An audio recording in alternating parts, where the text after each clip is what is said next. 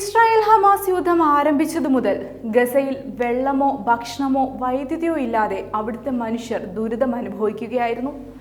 ഈ ദുരിതങ്ങൾക്കിടയിൽ നിന്നും ചില നല്ല വാർത്തകളും പുറത്തു വരുന്നുണ്ട്. ഇസ്രായേൽ യുദ്ധം ബാക്കിയാക്കിയ അടിസ്ഥാന ഉപകരണങ്ങൾ ഉപയോഗിച്ച് വിജയകരമായി വൈദ്യുതി ഉൽപ്പാദിപ്പിച്ചിരിക്കുകയാണ് ഗസയിൽ നിന്നുള്ള 15-കാരൻ ഹുസാം അൽ അത്തർ. ഇതോടെ അത്തർ ഫലസ്തീനിലെ ന്യൂട്ടൺ എന്നറിയപ്പെടാൻ തുടങ്ങി.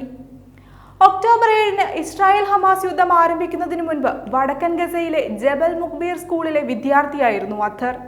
യുദ്ധം ആരംഭിച്ചതിനു ശേഷം മറ്റെല്ലാവരെയും പോലെ അത്തറിനും കുടുംബത്തിനും കിടപ്പാടമില്ലാതെയായി. ബെയ്ത് ലാഹിയ പ്രദേശത്തെ വീട്ടിൽ നിന്നും അൽ നാസറിലേക്കും തുടർന്ന് കാൽനടയായി ഖാൻ യൂനിസിലേക്കും പലായനം ചെയ്ത് റഫേൽ എത്തിച്ചേർന്നു കുടുംബാംഗങ്ങൾ. ഇതോടെയാണ് സ്വന്തമായി ഉണ്ടായിരുന്ന വീട് നഷ്ടമാകുന്നത്. ടെന്റിനുള്ളിലെ ഇരുട്ടിലും ചൂടിലും വീർപ്പുമുട്ടുന്ന ബന്ധുക്കളെയും ക്ഷീണവും അസുഖവും കൊണ്ട് തളർന്ന കുട്ടികളെയും കണ്ടപ്പോഴാണ് അവർക്കായി എന്തെങ്കിലും ചെയ്യണമെന്ന് ഈ 15-കാരന് തോന്നിയത്. ചെറുപ്പം മുതലേ കഴിവുള്ളവനായിരുന്നുവെന്നും കയ്യിൽ കിട്ടുന്നതെല്ലാം ഉപയോഗിച്ച് അത്തർ കളിക്കാൻ ഇഷ്ടപ്പെട്ടിരുന്നുവെന്നും ഈ കഴിവ് തിരിച്ചറിഞ്ഞ കുടുംബാംഗങ്ങൾ അവരുടെ ഇലക്ട്രിക്കൽ ഉപകരണങ്ങൾ നന്നാക്കാൻ അത്തറിനെ ഏൽപ്പിക്കുമായിരുന്നുവെന്നും അത്തറിന്റെ മാതാവ് പറഞ്ഞു.